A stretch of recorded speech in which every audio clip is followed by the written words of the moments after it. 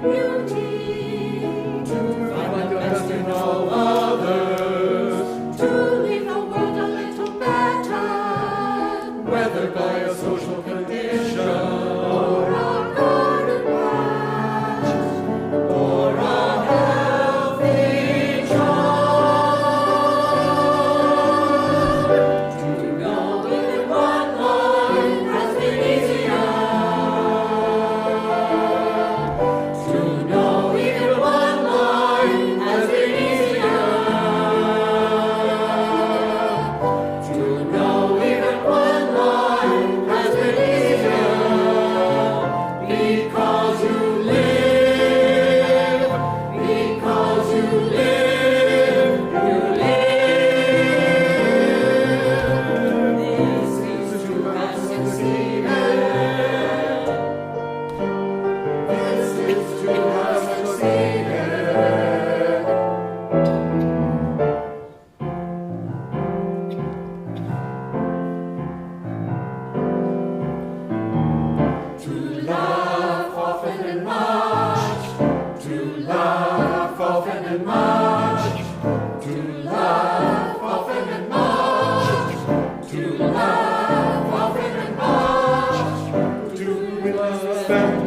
intelligent people, and the affection of children, and the affection of children, and the affection of children. This is to have succeeded. This is to have succeeded. To know even one life has been easier. To know even one life has been easier. To know even one life has been easier. Because you live, because you live, you live, you live, you live, you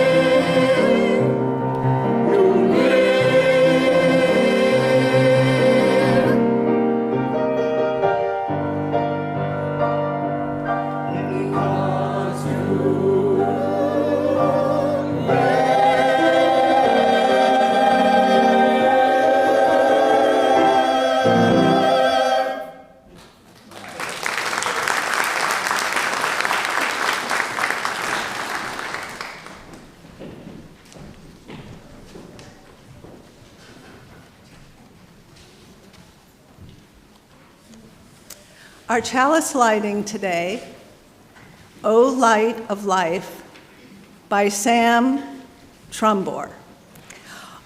O Light of Life, be kindled again in our hearts as we meet together this morning to celebrate the joy of human community, seeking a wholeness that extends beyond ourselves. Please stand as you can, in body or spirit, to sing hymn number 361, Enter, Rejoice, and Come In.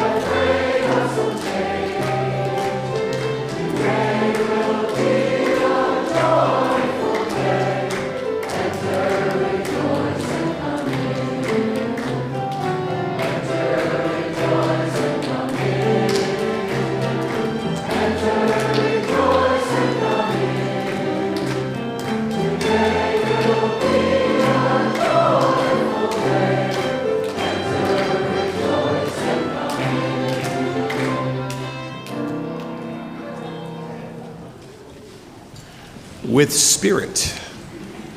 That was great, everyone. Thank you. Welcome on this Easter morning. It's so good to see so many of you here today.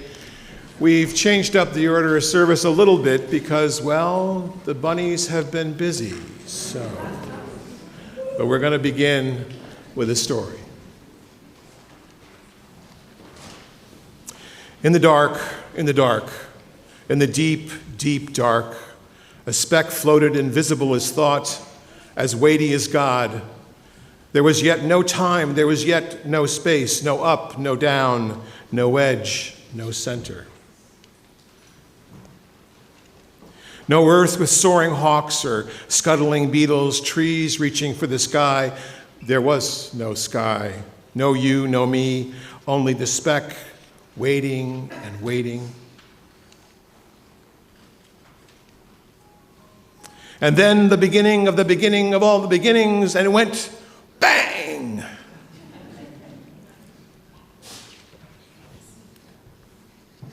And in a trillionth of a second, our universe was born. A cloud of gas unfolded, unfurled, and zigged and zagged, and stretched and collided and expanded, and bits bumped and gathered and fused. And throughout the cosmos, stars caught fire, trillions of stars, but still no planets to attend the stars. And if no planets, then no oceans, no mountains, no hippopotami, no violets blooming in shady wood, no crickets singing to the night, no day, no night. The stars burned, and they burned so long and so hot that some of them exploded, flinging stardust everywhere. And the ash of those dying stars gathered into planets, and the planets circled other stars, but still no bluebirds, no butterflies, still no snails, no giraffes, still no you and no me. The planet closest to their star stayed very hot. The ones far away grew very cold.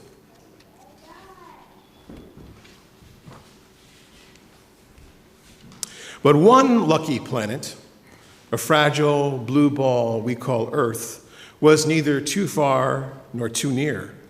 It circled its yellow star, the one we call the sun, at just the right distance and with just the right tilt to be sometimes warm and sometimes cool. Perfect for turning the starry stuff into mitochondria, jellyfish and spiders, and into ferns and sharks, into daisies and galloping horses, and again, starburst gave birth to stardust. Dinosaurs lived and died and made great room for humans, our great-great-great-great-great-grandparents, and all before them lived and died in making room for more and more children. And then one day, in the deep, deep dark, another speck floated, invisible as dreams, as special as love. Waiting, dividing, changing, growing until last, you burst into the world. You took a big breath of the same air once breathed by woolly mammoths. You cried tears that were once salty seas, your hair once the carbon in a leaf. You and the velvet moss and the caterpillars and the lions, you and the singing whales and the larks and the frogs. You and me, loving you, all of us, the stuff of stars. That's our story, and now the offering.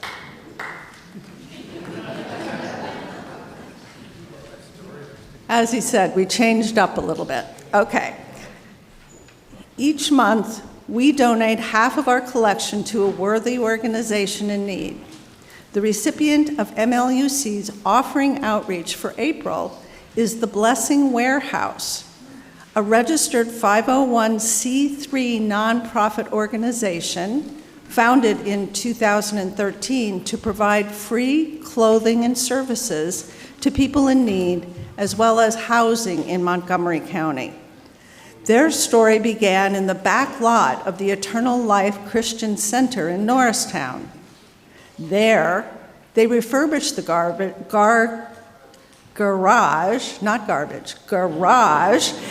and filled it with donated clothing.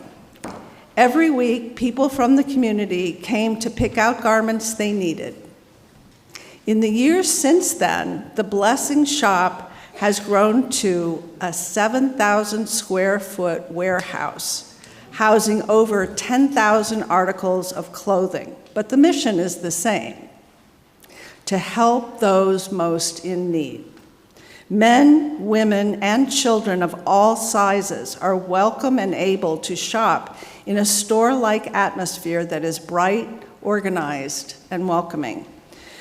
The organization aligns with UU principles supporting the worth and dignity of all people. to make a cashless donation, whether watching remotely or from here in the sanctuary, please follow the instructions on the screen or in the inside page of the order of service. The offering will now be gratefully received. Will the ushers please come forward?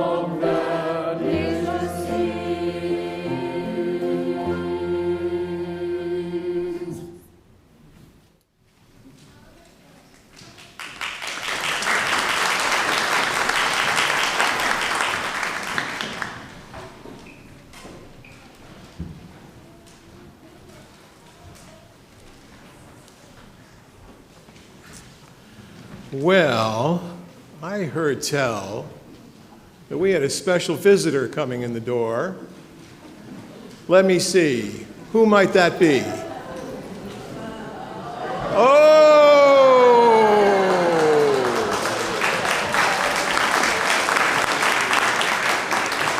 I would like the kids to follow the bunny out for the egg hunt. Let's sing them out, or play a song out.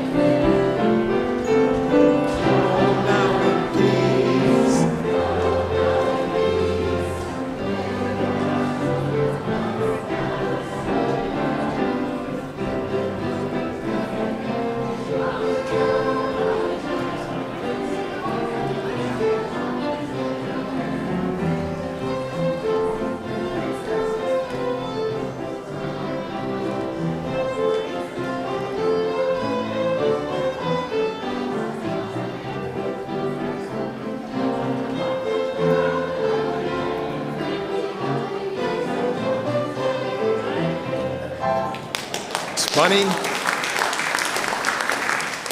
I think you are the only ones who can go out in peace and do Peter Cottontail in the same tune. Thank you.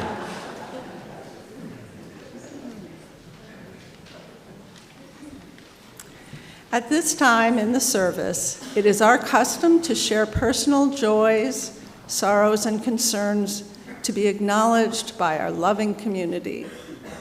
Together, we receive and respond to each joy or sorrow by lighting a candle and saying, "We hold you in our hearts." Margot Wirt says her grandfather, John Howard Wirt Sr., passed away on Saturday morning at the age of 89. The family is heartbroken, but takes some joy from the fact that they were able to have his whole family with him over this past Christmas. He was a philanthropic giant in his communities, Bloomfield Hills and Grand Rapids, Michigan, as well as a loving parent, grandparent, great-grandparent, and friend. He will be dearly missed by all who knew him. For Margot and the Wirt family, we hold you in our hearts. James and Jeanette Wheeler are delighted to say that their son Rob, dedicated at MLUC 55 years ago, has just received a nice 5-year NIH grant. Given the current administration's priorities, however, they are concerned that the date of the announcement was April 1st.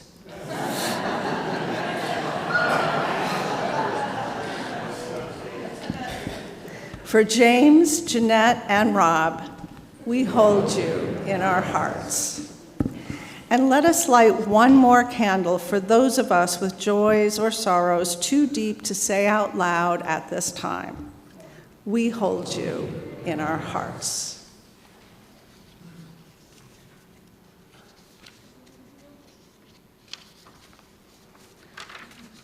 Okay. Today's reading is called Don't Hesitate by Mary Oliver. If you suddenly and unexpectedly feel joy, don't hesitate. Give into it. There are plenty of lives and whole towns destroyed or about to be. We are not wise and not very often kind, and much can never be redeemed. Still, life has some possibility left. Perhaps this is its way of fighting back. And sometimes something happens better than all the riches or power in the world. It could be anything, but very likely you notice it in the instant when love begins. Anyway, that's often the case. Anyway, whatever it is, don't be afraid of its plenty.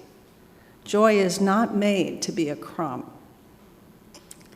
Please join me now for a moment of silence. For a moment of silence.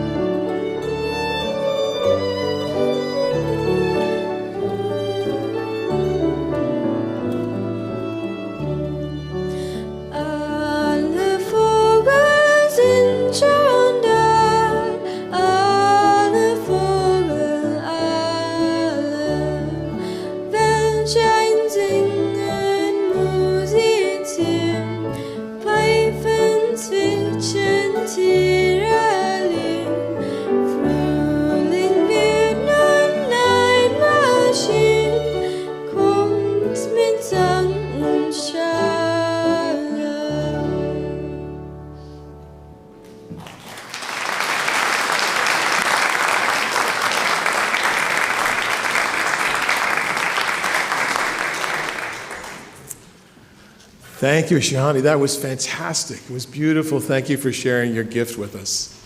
And happy Easter, everyone. Happy Easter, you all.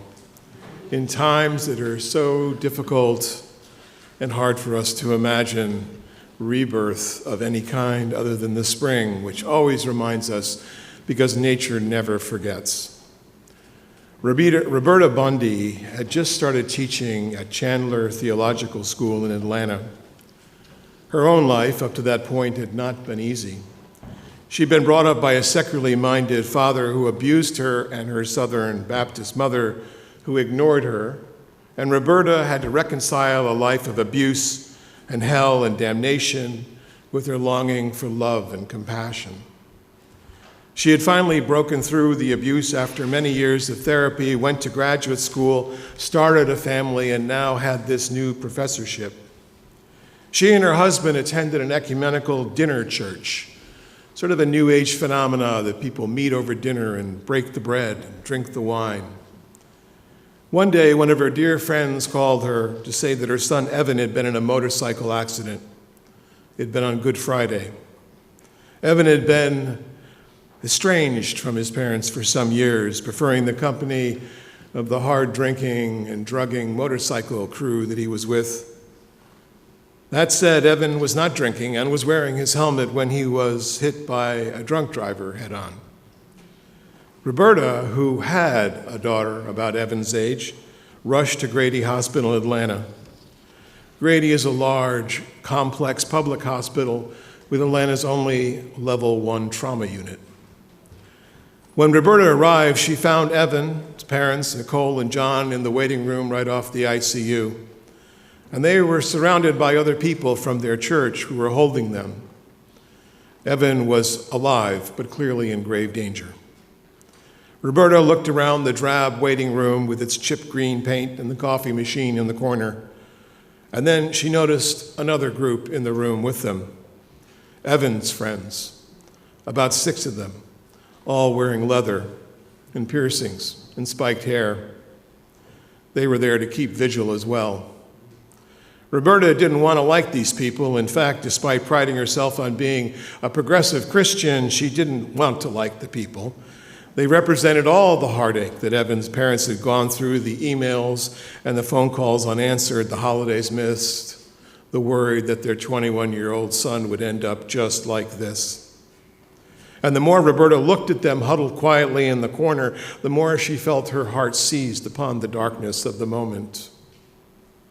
Roberta finally had her chance to go in and see Evan. He was on life support. His body was bruised and broken. She found herself staring at his thick black hair and wishing it could save him now. After several hours late into the night, the doctor finally came. He was young and not very experienced in how to talk with a family in this kind of a crisis. And so he finally just blurted out the truth. Evan is in very serious condition, and even if he survives, he's not likely to regain consciousness. I'm afraid there isn't much to do, the doctor said. And with that, the room exploded into tears. Over the course of the next 12 hours, more and more friends of family and the friends of Evan started to arrive, and they brought food and flowers, and someone brought a guitar, and the staff moved the entire group to a big conference room down the hall. As the two groups became one, they were still separated by age and faith and circumstances, but they were becoming a one. They were becoming a we. Evan's friends would go in and see him, and they too would come out crying and broken. Evan, it turned out, as the friends explained to the others who were there, took care of many of them. He was the one who brought food when it was needed. He was the one who helped them get help with their addictions and get to drug rehab. Evan was clearly the center of that community. And clearly his loving heart had found its way into a home that was also grieving along with his parents. As this new community began to take shape in that large conference room, someone suggested we should have a prayer circle, and so the 40 or so of them, some clad in leather and others in homespun vests, made a circle and suggested that Roberta, since she was the religious professional in the room, should lead the prayer. It did not escape her that this was after midnight on Good Friday at this point, now into the dark day of Saturday. And she did her best to ask for strength and love, and yes, even a miracle to bring Evan back. Through her tears, she could see the new community, those who were so different, holding hands and singing to an out-of-tune guitar, all of them the stuff of stars. Easter is a layered holiday. It is often connected in some way or other with Jewish Passover, but the actual roots of Easter go back to pagan beginnings. This is sometimes a shock for my Christian friends. Easter is actually named for Orchestra, the Celtic goddess of spring. It's a fertility holiday. Thus the eggs and the bunnies and the lambs and all that. You know what that all means. Now, not all UUs get Easter right either, I think. I think specifically of a young girl in a class, a preschool class, who was asked, at one point her class was asked, well, what is this holiday coming up? What's Easter about? And one little kid raised his hand and said, is that with the fireworks? And no, that's the 4th of July. And another kid raised his hand and said, well, what about the turkey? Well, sometimes there's turkey, but no, you're thinking of Thanksgiving. And then finally, a little UU girl raises her hand. She goes, I know. The teacher says, oh, okay. What is it? She said, well, it's when Jesus died and he was laid in the tomb. And then after 3 days, the stone was rolled away and he walked out, and if he saw his shadow, there'd be 6 more weeks of winter.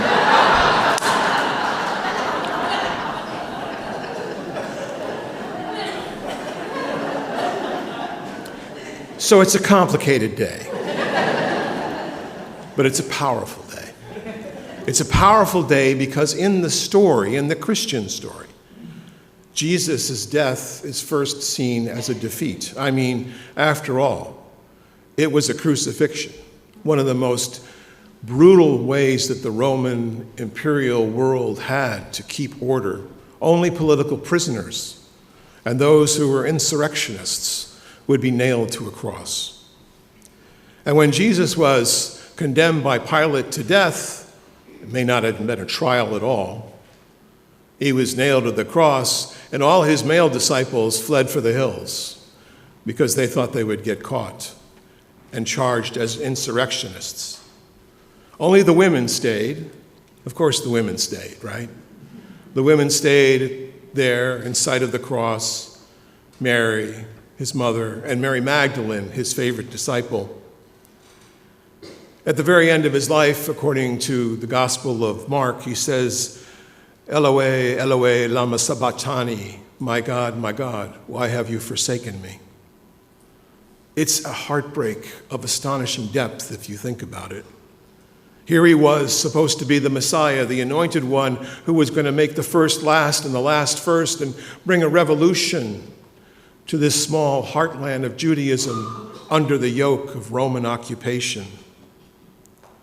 What happened? What happened, the disciples had asked themselves. Where had our God gone? It was about the 3rd century when the early Christian church took this pagan holiday of Orchestra and laid the Easter story on top of it, closely connected but not always overlaying the Passover story, because the Passover story in Judaism is closely connected to Jesus. Jesus was, after all, a Jew. He was a Jew trying to reform Judaism, not start Christianity. That's something that happens later. Christos, the anointed one in the Christian story, is the one who is supposed to come back. And many thought they did see him on the road to Emmaus, on the road. Later, they thought they saw the Jesus who had died come back to life. Now, this is all part of a great Jewish tradition, which is known as Midrash. Midrash is a way of interpreting stories and reinterpreting them in ways that make sense in life. Because Jesus dying on a cross or on a tree is also foretold of the great prophet Isaiah in the Hebrew Bible. The prophet who was said to suffer for his people and died and would return.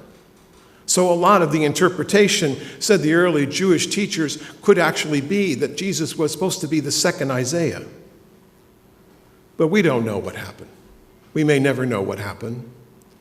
There's enough history to say that Jesus was actually a person who lived and died. But beyond that, it is lost to the mists of time. Crucified criminals were usually not laid in a tomb. They were probably thrown in a common grave.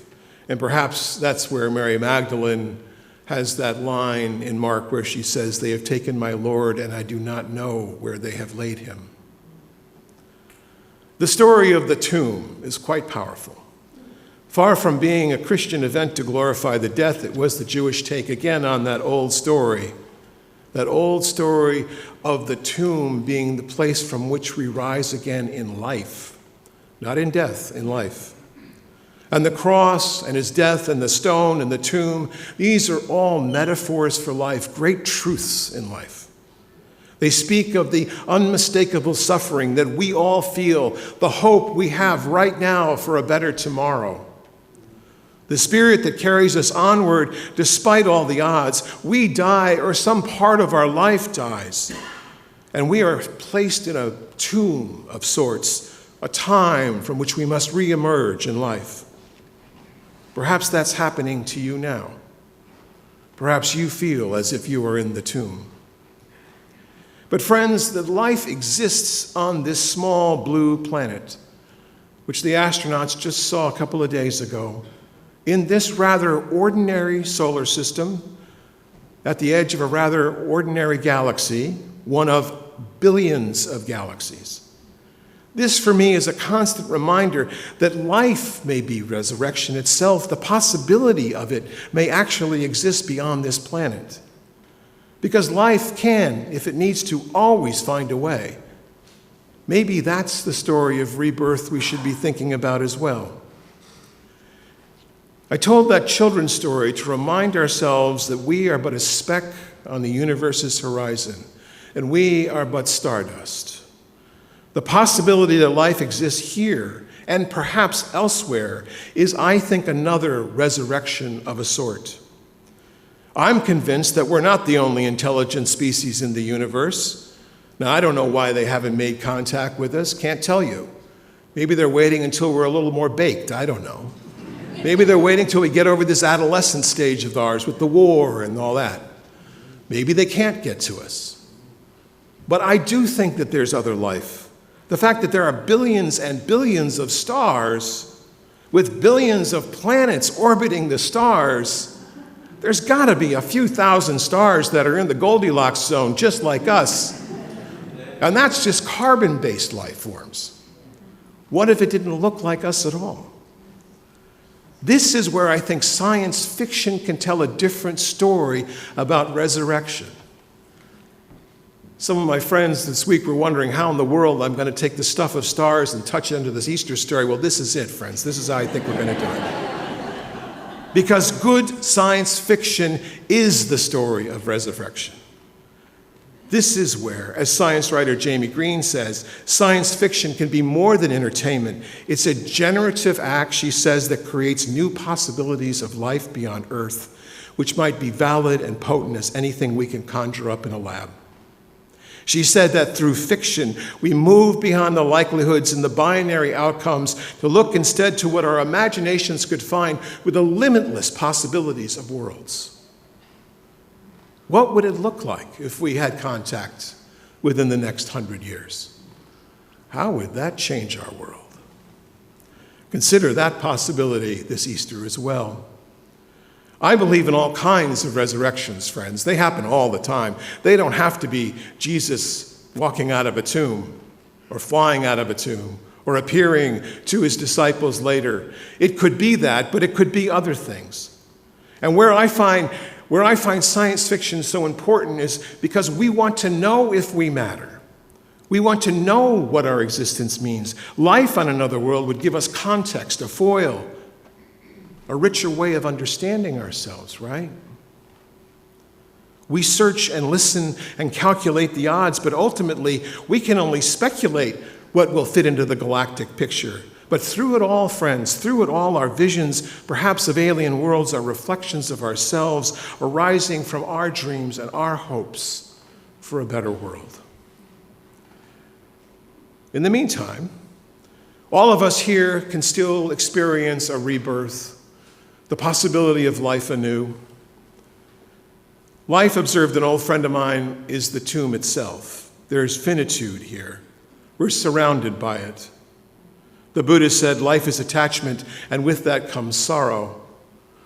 Not always suffering, which is how it is often translated, but I think sorrow because of the expectations we have for life, which almost never come out the way we think they're going to come out. We're always maybe a little surprised, maybe a little disappointed, maybe a little bit of both. But what would it mean if we believed in the possibility of life again, even in our own life, even in these times? Think about the directions your life took when you had a failing of one sort or another. Not always, but the death of a loved one, a divorce, losing your job. The good news is, I think each of us has an Easter that waits for us. It's not reserved just for the holy or even the courageous. Each one of us has that power of life within us, because one of us today is feeling the pain of separation. Someone is struggling with the demons of addiction. Someone is feeling numb after seasons of meaningless labor. Some of us are absolutely horrified by what's happening in the world. It's hard. It's hard to walk out of the tomb sometimes, because sometimes it's easier to stay in the tomb, because at least it's familiar, right? There's so many stones, to use the metaphor, that were placed over the tomb that we have to roll away the stones of life's choices, where sometimes we feel powerless to move. The stone of fear, a marriage that seems stuck while others have suggested we might get it going again, but we're not sure how because we're dealing with the stone of control, or we feel anger because of something someone said long ago, and we want to forgive, but we don't know how because we have the stone of anger before us, and we need to make a decision, but what if we make the wrong one? The stone of doubt. But even when these stones are rolled away, we might stay in the tomb for a while until the sunlight beckons us out, or until we have the courage to walk out. Behaviors, even unhealthy ones, are part of our comfort. And I have no illusions, my friends, that the times we're living in are challenging beyond all measure. I know that Easter has a lot more to do with bunny rabbits and daffodils. I know that there's a spirit within you that wants to walk away. I know that you want to be in the sunshine. You want to have your time to be reborn. It takes trust, because trust is the leap into the unknown. Trust doesn't always mean the best outcome, but trust often means a better outcome than you might have hoped. The true Easter story, the true Easter message, is that even facing death, we can find hope and possibility, perhaps not for our lives, but for those lives that we have touched and we have become immortal in the lives that follow us. When Jesus gathered his disciples on Maundy Thursday at the Last Supper, and he broke the bread and said, "Eat of this, my body," and held the wine and said, "Drink of this, my blood," it wasn't cannibalism. He was talking about the communion of all human souls that want to continue to live on even after death. And I have said for years in memorial services that the truest immortality we have is how we have touched other people. And that's also the Easter story. Trust calls us out of the empty tomb, across the stars, and out of our finitude and the possibility of life again. Easter Sunday dawned in Atlanta, gray and cold. Evan's parents were clearly exhausted. Family members and friends, both the parents and Evan's own clan, had been coming into that large conference room for almost 40 hours. It had been a dark vigil, but powerful healing had also occurred as his parents learned of this other community, his other life. Evan's life was being held together by medicine, but his life with all his friends had been the true miracle. Evan would die, of course, because there wasn't going to be that kind of Easter miracle. But all those who sat vigil with Evan came out renewed. As Paul said, All of us are worthy of divine love, neither Jew nor Gentile, neither free nor slave, neither man nor woman. Evan's parents, when they made the decision to pull the plug, knew that he was not going to be coming back in this life, but living on in those he had touched. Roberta held one last prayer circle of those who remained. It was there that she understood that his life had not been in vain, that his death was the Easter story. He had been estranged but found. Literally staunch and stuffy, hugging, rough and tattooed, crying together, life found a way. Life always finds a way. Even in that gray hospital in Atlanta on that gray day on planet Earth.